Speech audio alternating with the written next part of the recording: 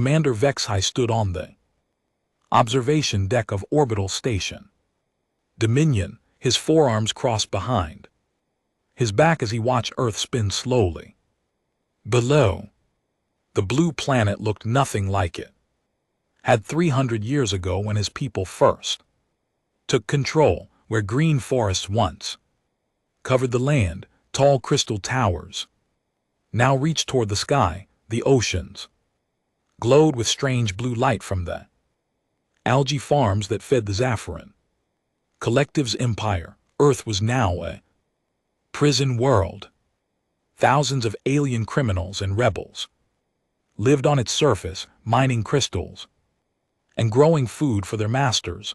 Vexi liked it this way. The planet that once belonged to humans now served the greater good of the galaxy. His peaceful morning ended when alarm bells started ringing throughout the station.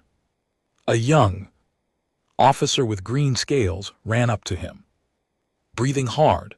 "Commander, we have problem," the officer said. "Long-grain sensors are picking up something big coming from outside the galaxy." Vexi walked quickly to the main control room.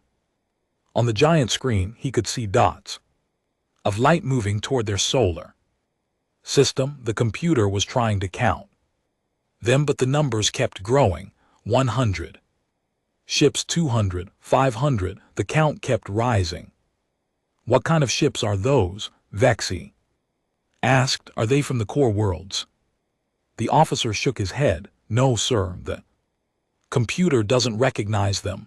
They're not in any of our databases. And sir, they're moving really fast, faster than should be possible." Vexi felt a cold feeling in his stomach. In his 50 years of service, he had never seen ships move like that. They seemed to bend space around them as they traveled. "How long until they reach us?" And GT at their current speed, maybe 6 hours.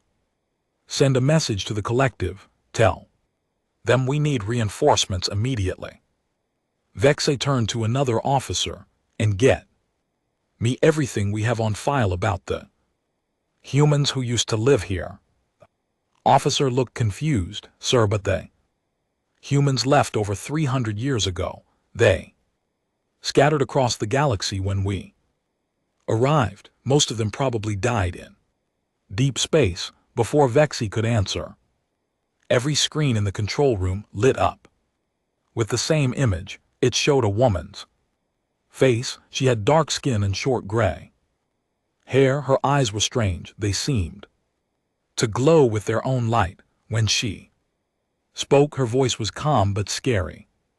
"This is Admiral Sarah Chen of the Human Expeditionary Force. We have returned to reclaim our home. You have exactly 1 hour to leave Earth and never come back. If you refuse, we will destroy every ship and station in the system. This is your only warning." The message ended, leaving the control room in complete silence. Vexi stared at the empty screen. Humans, but that was impossible. His people had records showing that humans barely understood space travel. When they left Earth, they were weak, soft creatures who lived short lives. How could they pose any threat to the mighty Zephyrian Collective? "Send a response," Vexi ordered. "Tell them that Earth belongs to the Collective now. If they want to fight, they'll get one." As his communication officer sent the message, Vexi called up the old files about humans. The pictures showed creatures that looked much smaller and weaker than the woman in the transmission. Their skin was soft. They had only 2 arms and they couldn't even breathe in most atmospheres without special equipment. But as he read more, something worried him. The reports mentioned that humans were very good at adapting. They could learn new things quickly and survive in places that killed other species. They also had something the reports called pack Loyalty, they would fight to the death. To protect each other, sir, the censor. Officer called out, the human ships are getting closer, we're getting better. Readings now, these ships, they're huge. Some of them are bigger than our battle cruisers, and they're not just moving fast, they're doing things to space that our computers can't understand. Vexy. Watch the sensor data flow across his screen. The human ships were indeed massive, but they looked wrong somehow. Their hulls were covered in scars and strange markings. They didn't look like any ships he had ever seen. They looked like they had been traveling through hell itself. Get me Captain Zorek on the battle cruiser. Sword of Justice, Vexy ordered. If these humans want to fight, we'll show them what 300 years of galactic military science can do. The screen showed Captain Zorek, a fierce warrior with sharp teeth and glowing red eyes. Commander, my ship is ready for battle. These primitive humans made a big mistake coming back here. Good, take your squadron and engage the lead ships. Show them what happens when they challenge the collective. Vexy watched as 12 Zaffiran warships moved away from the station toward the approaching human fleet. The Sword of Justice was the pride of the collective's navy, armed with plasma cannons that could melt through solid rock and energy shields that could stop anything. On his screen, he could see the first human ships clearly now. They were dark and angular, covered in what looked like battle damage. But as he watched, something impossible happened. One of the human ships simply disappeared. Then it reappeared right next to the Sword of Justice. What just happened? Vexy shouted. I don't know, sir. The ship just moved like it jumped through space without using any kind of drive we can detect on the communication channel.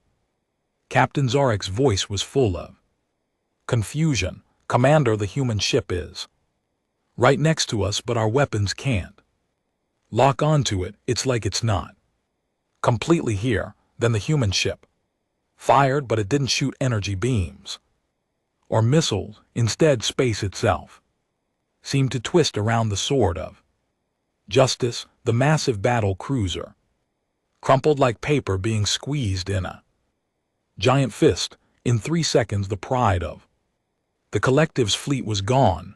The other 11 ships suffered the same fate. One by one, they were destroyed by weapons that seemed to break the laws of physics. Some ships were torn apart by invisible forces. Others simply vanished, as if they had never existed. Get all our ships back to the station, Vexy ordered, his voice shaking, and send an emergency message to the collective. Tell them the humans are back, and they're not the same species that left 300 years ago. As the human fleet moved closer to Earth, Vexy realized that everything had changed. The humans hadn't just survived their exile in deep space, they had become something new, something powerful, something that could destroy the greatest ships in the galaxy. Without even slowing down, he looked down at Earth, spinning peacefully. Below, soon the humans would be home, and there was nothing he could do to stop them. The blue planet that had been a prison for so long was about to become free again. But Vexy had a feeling that freedom would come at a terrible price for everyone who had taken it away. Dr. Elena Vasquez sat in her laboratory aboard the flagship Prometheus, watching Earth grow larger on the viewing screen. At 347 years old, she was one of the few people left who remembered the day humans left their home planet. Advanced medical technology kept her alive and healthy, but her memories of that terrible day were still clear. She activated her personal recording device and began to speak. Personal log Dr. Elena Vasquez, day 127. I was 890, one of the great journey. We can see Earth now, it looks so different. From when we left, the Zephyrians have covered our beautiful world with their ugly crystal towers, but soon we'll make it green again. Elena remembered the day the Zafran Collective arrived. At Earth, she had been a young scientist, then working on humanity's first faster than light drive. The aliens came with huge ships and made their demands. Simple: submit to collective rule or be destroyed. Most humans wanted to fight, but Elena and the other scientists had a different idea. Why fight for a single planet when they could explore the entire universe? They proposed something that had never been tried before: exiled to the void between galaxies, where the laws of physics worked differently. The collective thought we were running away. In fear, Elena said to her recording, they didn't understand that humans have always been explorers. We chose to leave, not because we were weak, but because we were brave enough to try something impossible. The journey to the void had taken 50 years. During that time, human ships traveled further from home than any species had ever gone. They left the Milky Way galaxy behind and entered the empty space between star systems where strange forces twisted reality itself. In that cosmic wilderness, amazing things happened. Human scientists made discoveries that changed everything they knew about the universe. They learned to control gravity like a tool. They found ways to step between different dimensions. They discovered how to pull energy directly from the quantum vacuum that filled all space. But the most incredible changes happened to the humans themselves. Children born in the void developed abilities that seemed like magic. They could navigate through hyperspace using only their minds. They could see 11 dimensions at once. Their brains worked so fast they could solve impossible math problems in seconds. Elena looked at her own hands as she spoke. They looked normal, but she knew better. Her bones were now reinforced with materials stronger than diamond. Her nervous system had been enhanced with quantum processors that let her think at superhuman speeds. She could survive in space without a suit and see across multiple spectrums of light at the same time. We didn't just adapt to the void, she said. We transcended our old limitations. Every human alive today is something our ancestors could never have imagined. On the viewing screen, she could see the first battle beginning. Zephyrian patrol ships were moving to intercept the human fleet. Elena felt sorry for them. They had no idea what they were facing. Admiral Sarah Chen stood 7 ft tall and weighed 400 lb, but moved with perfect grace. Her enhanced bones could withstand forces that would crush normal humans. Her eyes could track 1,000 objects at once, and her mind could calculate battle strategies faster than any computer. Admiral Elena said over the communication system, the Zephyrian ships are approaching. I see them. Dr. 12 vessels, outdated plasma weapons, standard energy shields. They'll be gone in 30 seconds. Elena watched as the human ships engaged the enemy. It wasn't really a battle. The Zephyrian vessels fired their plasma cannons, but the energy beams passed harmlessly through the human ships. The humans had learned to phase their matter between dimensions, making them untouchable. When the human ships fired back, they didn't use normal weapons. Instead, they created gravitational Fields that twisted space itself. The Zapperian ships were crushed by forces they couldn't understand or defend. Against targets eliminated, Admiral Chen reported, proceeding to Earth. Orbit, Alina felt a mix of sadness and pride as she watched the enemy ships die. These aliens had stolen humanity's home and enslaved other species for 300 years. They deserved what was coming. But seeing such destruction still hurt her heart. She walked to another part of her laboratory where she kept samples of human DNA from before the Exodus. Compared to modern human genetic material, the old samples looked primitive. 3 centuries in the void had accelerated human evolution by millions of years. The most advanced of us barely look human anymore, Alina said.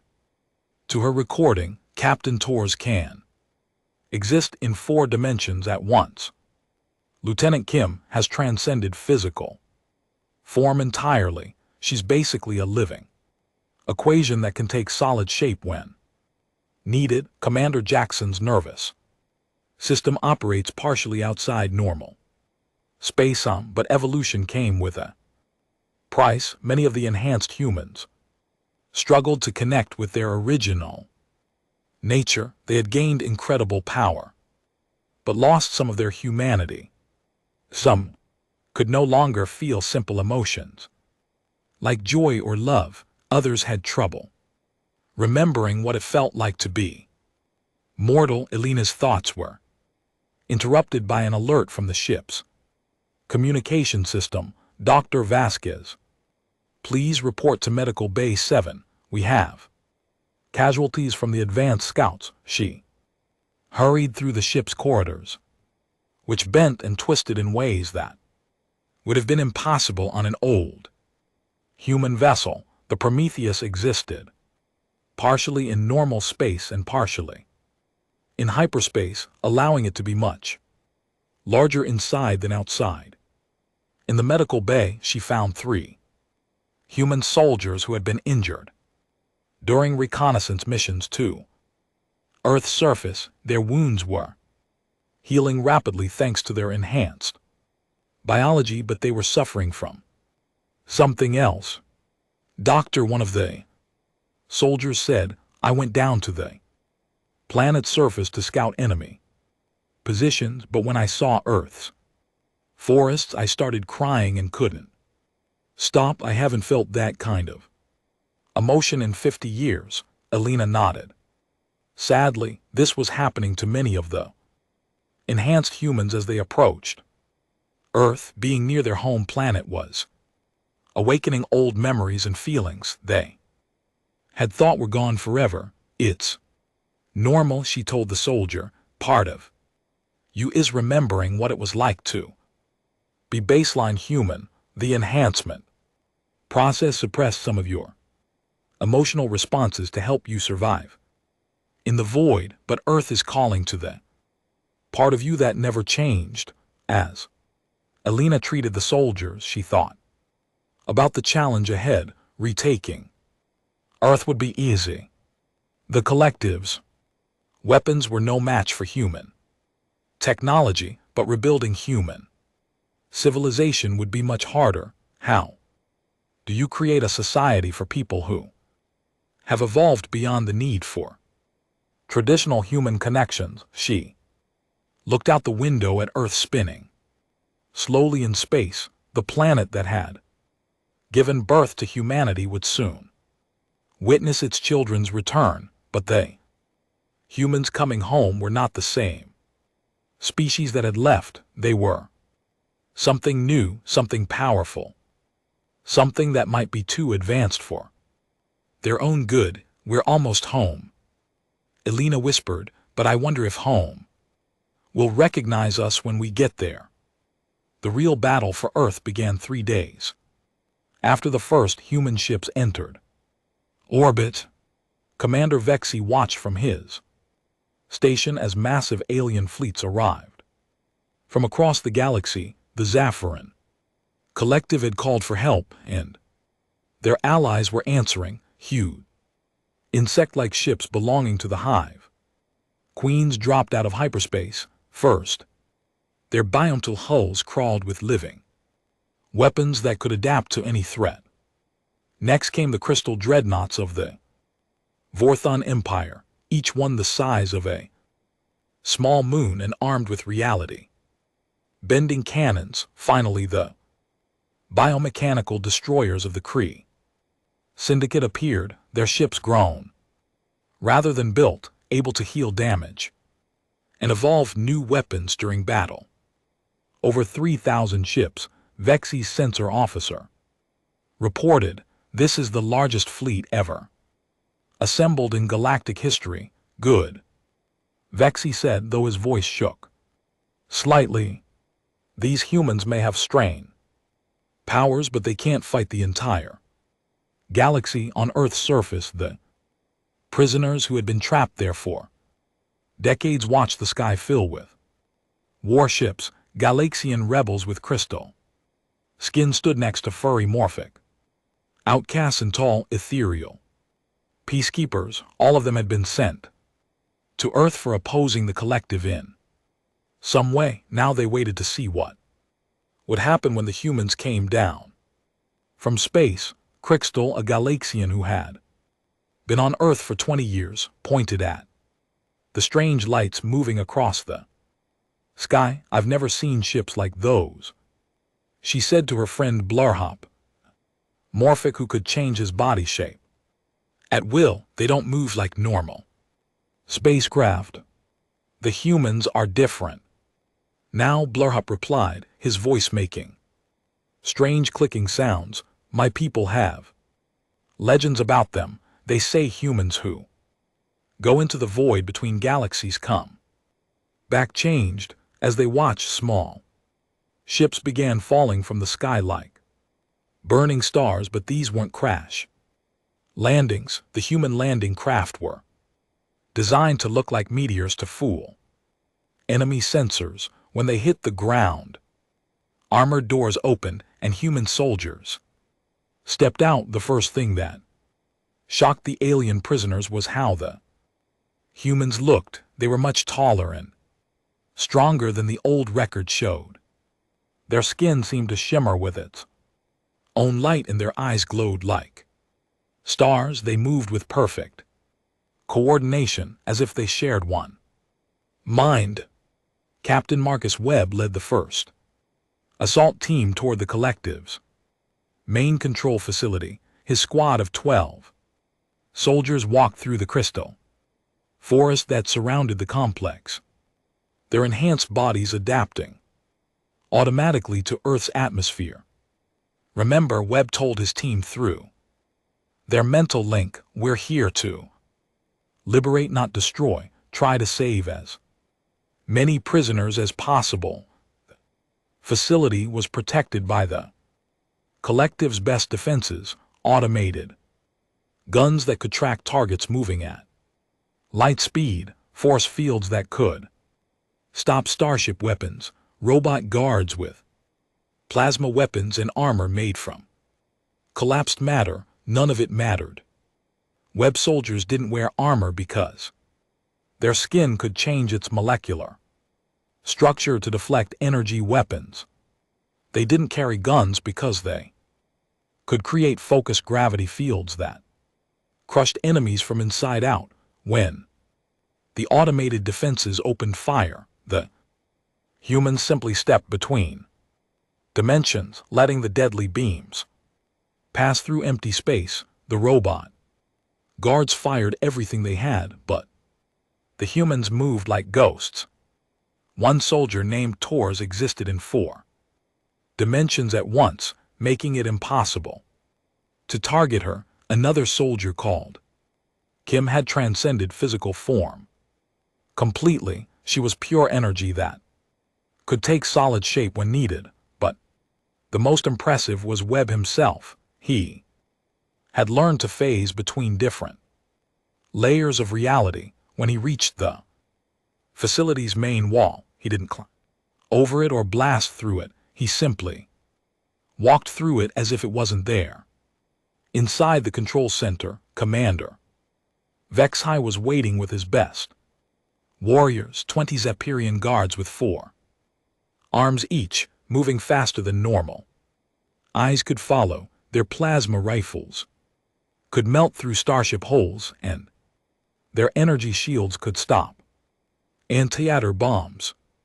Webb materialized in the center of the room like a ghost becoming solid. Zephyrians opened fire immediately, filling the air with deadly energy beams, but Webb existed in multiple phases of reality at the same time.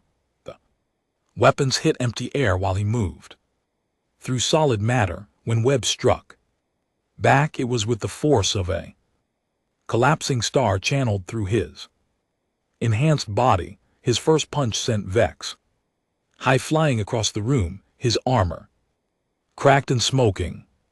The other guards attacked together, but Webb moved between them like flowing water, each strike powerful enough to shatter crystal. The battle lasted less than 2 minutes. When it was over, Vexhai lay broken on the floor, his forearms twisted at impossible angles. Webb stood over him, not even breathing hard. Your empire is finished, Webb said calmly.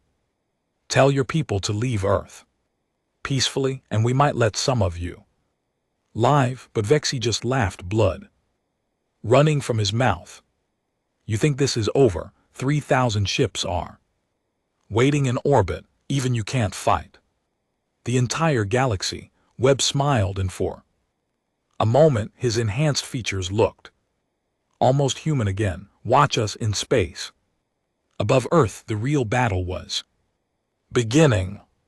The combined alien fleet moved forward in perfect formation, their weapons charging for a massive, coordinated strike. Admiral Chen watched them approach from the bridge of the Prometheus. 3,000 ships, her tactical officer reported. Combined firepower could glass an entire planet. Then it's a good thing we're not fighting on a planet, Chen replied. Signal all ships. Operation Homecoming is now active. What happened next would be talked about in legends for thousands of years. The human fleet didn't charge forward to meet the enemy. Instead, they simply disappeared. One moment they were there, the next moment empty space. The alien fleet fired at nothing, their massive weapons lighting up the void with deadly energy, but there were no targets to hit.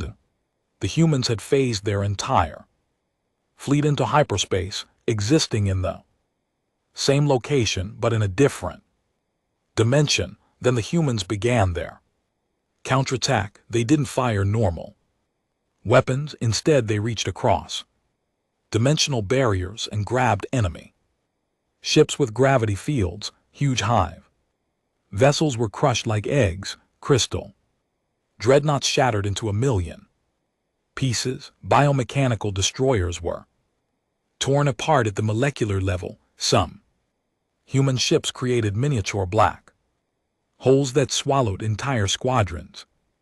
Others twisted spacetime to age enemy vessels into dust in seconds. The most advanced human vessels simply erased their targets from reality, making it so they had never existed at all. The battle lasted 6 hours, but the outcome was never in doubt. By the end, the space around Earth was filled with debris from 3,000 destroyed ships. Only a few dozen alien vessels escaped, racing back to their home worlds with news of humanity's impossible power. On Earth's surface, the alien prisoners watched the lights in the sky fade away. They knew their long captivity was finally over. The humans had come home, and they were indeed too strong to stop. But as liberation ships landed to pick up the freed prisoners, many of them wondered what would come next. The humans were clearly the most powerful species in the galaxy now. Would they become new masters or would they offer something different? Krikstal and Blurhop climbed aboard a human rescue ship, still amazed by everything they had seen. The human crew treated them gently, offering food and medical care, but there was something different about these humans, something that went beyond their physical enhancements. They're not like the collective, Krixt whispered to her friend. They actually care about us. As the ship lifted off from Earth's surface, carrying them toward freedom, both aliens realized that something fundamental had changed in the galaxy. The age of the collective was over. The age of humanity had begun. News of the human victory spread across the galaxy, faster than light itself. In the great halls of the Galactic Senate on Centauri Prime, representatives from 1,000 worlds gathered in emergency session. The holographic displays showed the same impossible images over and over. 3,000 of the galaxy's most advanced warships, destroyed in 6 hours by a fleet of humans. Senator Kelnara of the Aquatic Consortium stood at the speaking platform, her gills fluttering with nervousness. Honored colleagues, we must face the truth. Humanity has returned, and they possess power beyond our understanding. The question now is, what do we do about it? The Senate chamber erupted in angry voices. Some representatives called for immediate surrender. Others demanded a massive military buildup to fight the humans. Few suggested fleeing to other galaxies entirely. High Senator Morek, an ancient being whose species had ruled the galaxy for 10,000 years, raised his 6 arms for silence. The humans destroyed the collective's fleet without losing a single ship, he said in his deep growly voice. They can manipulate space and time itself. How do you fight an enemy that can erase you from existence? While the galaxy's leaders argued about humanity's threat, Admiral Chen faced a very different problem aboard the Prometheus. The human enhancement process that gave them incredible power was slowly destroying what made them human in the first place. She stood in the medical bay watching Dr. Vasquez examine Lieutenant Commander Zara Akefer. Zara had volunteered for the most extreme enhancements, allowing her mind to interface directly with quantum computing systems. She could process information faster than any artificial intelligence and solve mathematical problems that would take normal computers centuries. But the cost was becoming clear. Zara lay on the medical table, her eyes staring at nothing. Her enhanced brain was so far beyond normal human thought that she was losing the ability to connect with basic human experiences. Zara, Dr. Vasquez said gently, can you tell me what you had for breakfast this morning? Zara's voice was flat and emotionless. Food is a biological requirement for maintaining cellular function. I consumed 847 calories of optimized nutrition, but I cannot remember taste. I know the molecular structure of everything I ate, but I cannot remember what any of it felt like in my mouth. Chen felt her heart break a little. Zara had been one of her best friends before the enhancements. They used to laugh together, share stories, dream about the day they would return to Earth. Now Zara could calculate the position of every star in the galaxy, but she couldn't remember what laughter sounded like. Dr. Chen said quietly, how many others are experiencing this? Dr. Vasquez looked at her tablet, scrolling through medical records. About 30% of our most enhanced personnel are showing signs of disconnection from baseline human emotions. They're becoming living computers instead of people. Chen walked to the viewing window and looked down at Earth. The planet was healing rapidly now that the collective's crystal towers had been removed. Human terraforming technology was restoring the forests and cleaning the oceans, but the humans who had come home were no longer the same species that had left. Her thoughts were interrupted by an alert from the communication system. Admiral, we're receiving a transmission from the planet's surface. It's from the alien prisoners we liberated. Put it through, Chen ordered. The screen showed Crixtel, the Galaxian rebel with crystal skin.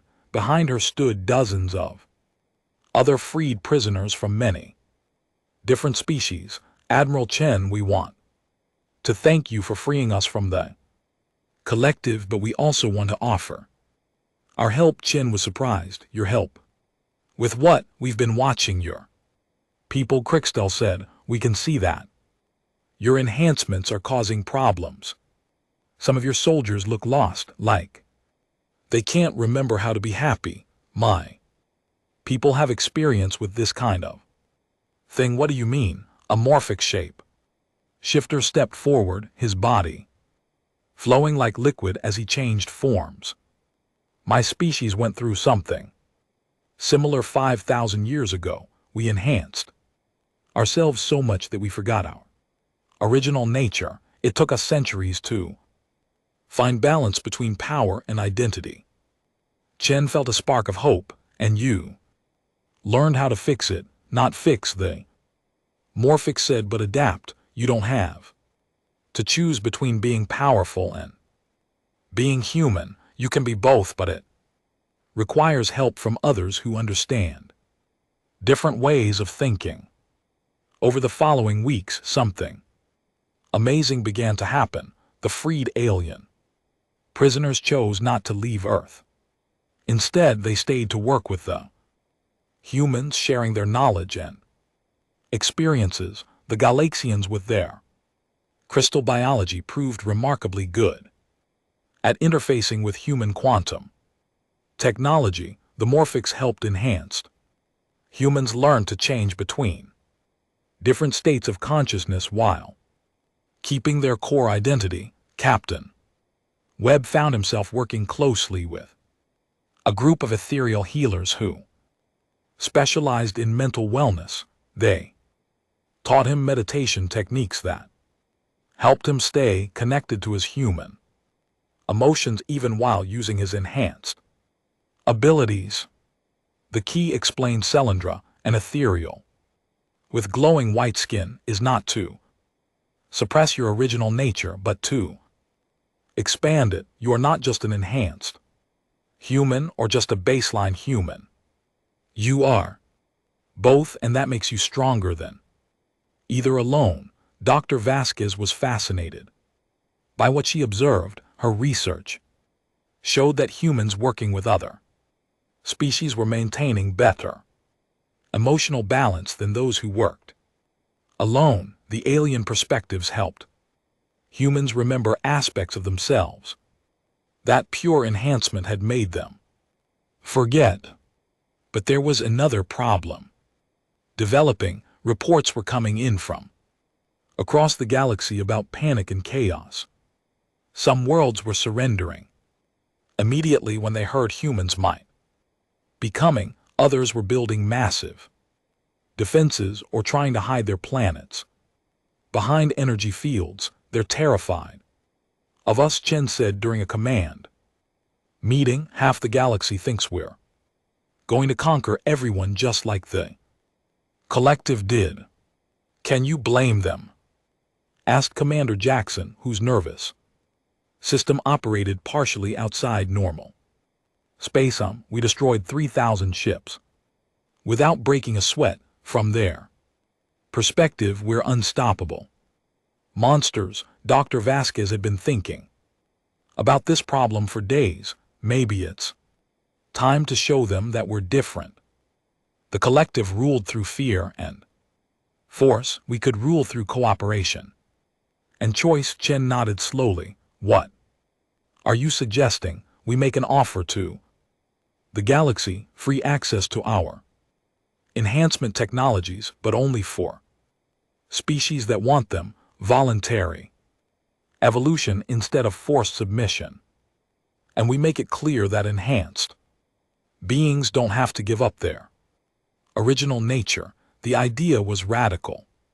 No galactic power had ever offered to share their most advanced technologies freely, but as Chen looked around the room at her officers, many of whom were struggling with their own identity issues, she realized it might be the only way forward. We came back to Earth to reclaim our home, she said, but maybe what we really need to reclaim is our humanity, and maybe the best way to do that is to help others find their own path to evolution. Lieutenant Commander Tors, who existed in 4 dimensions simultaneously, spoke up. The aliens on Earth's surface have been helping us remember who we are. Maybe we can return the favor for the rest of the galaxy. Chen made her decision. Prepare a galactic broadcast.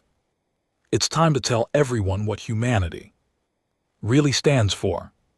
As preparations began for the most important speech in galactic history, Chen looked out at Earth one more time. The planet was beautiful again, but it was no longer just a human world. It was becoming something new, a place where different species could work together to become more than they ever could alone.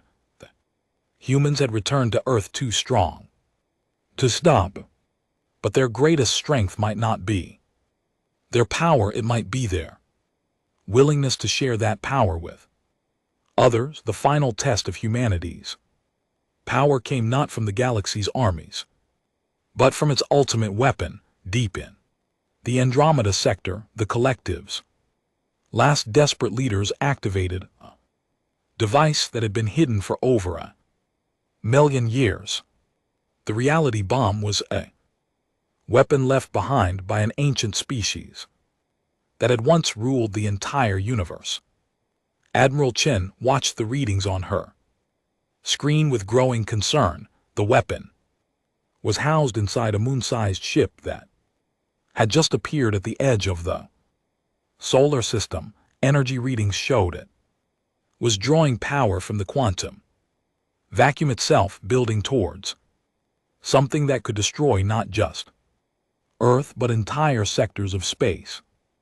Admiral Dr. Vasquez said from her station, if that weapon fires, it won't just kill us, it will create a cascade effect that makes this whole region of space uninhabitable. Billions of innocent beings will die. Chen looked around the bridge at her officers. Many of them had transcended normal human existence so completely that they barely looked human anymore. Lieutenant Kim existed mostly as organized energy patterns. Commander Tors phased between 4 dimensions simultaneously. Captain Webb could step outside of time itself. Can we stop it? Chen asked. Not with conventional weapons, Dr. Vasquez replied. The ship exists in a quantum lock state. Our regular attacks would just pass through it harmlessly. Chen nodded slowly. She had known this day might come. Signal all ships, prepare for Operation Unity. What happened next had never been attempted before. The most transcended humans in the fleet, those who had evolved beyond physical existence, made the ultimate sacrifice. They left their ships and flew through space as pure energy, merging with the reality bomb itself. The ancient weapon had been designed to erase reality, but when the evolved humans merged with it, they reversed its function. Instead of destroying existence, it became a tool of creation and healing, the wave of energy that spread out from the device didn't bring death, it brought life. Worlds that had been strip-mined by the collective for centuries suddenly bloomed with new forests, species that had been genetically enslaved found their original forms restored, planets that had been poisoned by industrial waste became clean and healthy again. The transformation spread outward from Earth like ripples in a pond. Everywhere the wave touched, the rigid hierarchy that had controlled the galaxy for millennia began to dissolve, freed. Beings discovered new possibilities they had never imagined. On Earth, Admiral Chen stood in what had once been the collective's main prison compound.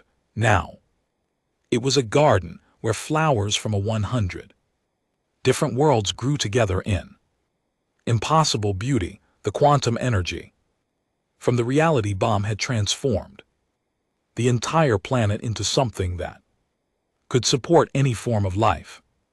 Representatives from thousands of worlds had come to Earth to see the transformation for themselves. Many were afraid at first, expecting the humans to demand their submission. Instead, they found something they had never experienced before: choice. Chen activated the planetary communication system, her voice reaching every inhabited world in the galaxy. People of the galaxy, my name is Sarah Chen. I speak for humanity, but more importantly, I speak for the idea that every intelligent being should have the right to choose their own destiny. She paused, looking out at the crowd of alien representatives who had gathered in the garden. Former prisoners worked alongside former guards, all of them helping to build something new. For too long, this galaxy has been ruled by fear and force. The strong dominated the weak, and evolution was something imposed from above rather than chosen from within. We offer you a different path. On the screens throughout the galaxy, images showed the transformation taking place on Earth. Humans worked alongside Galaxians, Morphics, Ethereals, and dozens of other species. But more importantly, they were all changing, evolving together in ways that enhance their unique natures rather than replacing them. We freely share our enhancement technologies with any species that wants them, but these changes will be voluntary, reversible, and designed to make you more yourselves, not less. Some of you may choose to merge with technology to become living starships that can explore the universe. Others may develop collective consciousness while keeping individual identity. Still others may choose to remain exactly as you are, finding strength in your natural forms. A Zapirian representative, one of the few survivors of the war, stepped forward. His name was Sexai, and he was Vexi's younger brother. Human Admiral, how do we know you won't become like the collective? Power corrupts all who hold it. Chen smiled, and for a moment her enhanced features looked completely human, because we learned something during our exile that the collective never understood. True strength doesn't come from controlling others, it comes from helping others become strong themselves. She gestured to Dr. Vasquez, who had been working with a team of morphic scientists. Dr. Vasquez, show them what we've discovered. The elderly scientist stepped forward, her quantum consciousness flickering between physical and energy forms. Our research shows that species develop best when they work together with others who think differently. Humans alone are powerful, but humans working with Galaxians, Morphics, Ethereals, and others are something amazing. Over the following Months, the transformation accelerated. Some species chose dramatic enhancements, becoming beings of pure energy who could travel between stars. Instantly, others made smaller changes, improving their natural abilities while staying true to their original forms. The hive queens, former enemies of humanity, chose to merge their collective consciousness with quantum computing networks, becoming vast intelligences that could coordinate the resources of entire star systems, but they used this power to help smaller species develop rather than to dominate them. The Vorons enhanced their crystal bodies to become living art forms that could create beauty on a planetary scale. Their worlds became gardens of light and music that welcomed visitors from across the galaxy. Even some Zapirians chose enhancement, working with human scientists to develop new forms that kept their four-armed bodies, but added abilities to phase between dimensions. 50 years later, Dr. Vasquez stood in the same garden where Chen had made her historic speech. She existed now mostly as a quantum consciousness, but she could still take physical form when she wanted to remember what it felt like to have a body. Children played in the restored oceans of Earth, human children, alien children, and hybrid children whose very existence showed how far the galaxy had come. Some of the children could swim through multiple dimensions at once. Others communicated through telepathic music that crossed all species barriers. Still others looked completely normal but possessed minds that could calculate faster than light, navigation routes while composing poetry about the beauty of space. Above them, ships from 1,000 worlds came and went freely. Some were living vessels grown from enhanced biology. Others were constructs of pure energy that existed in 11 dimensions simultaneously. A few were traditional metal ships, piloted by beings who had chosen to remain in their original forms, finding strength and beauty in the paths their ancestors had walked. Vasquez activated her recording device one last time. Personal log. Dr. Elena Vasquez, day 145, hours 847 of the Great Journey. Today I watched a human child and a Zapian child play together in Earth's ocean. The human child could breathe water as easily as air. The Zephyrian child had learned to phase between dimensions, but when they laughed together, they sounded exactly like children from any species and any time. She paused, watching a group of teenagers from different worlds work together to build a sculpture that existed in 7 dimensions at once. Their creation was beautiful in ways that no single species could have imagined alone. We came back to Earth, too strong to stop, Vasquez continued. But our real strength was never our weapons or our enhancements. It was our willingness to share our power instead of hoarding it.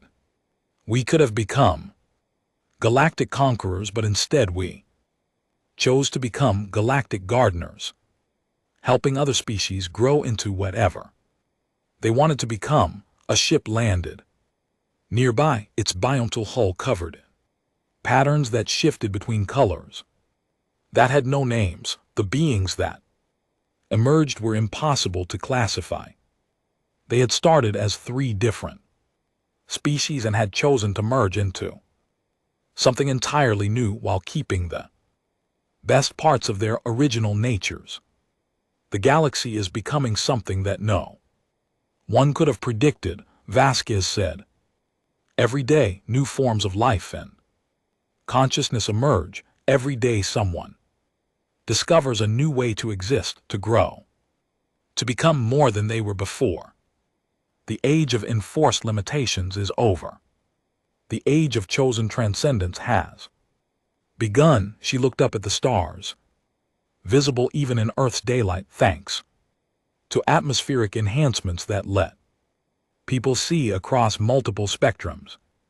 Simultaneously, each point of light represented worlds where beings had chosen their own evolutionary paths, creating a diversity of life and consciousness that spanned the entire galaxy. Humanity returned to Earth and changed everything, Vasquez concluded.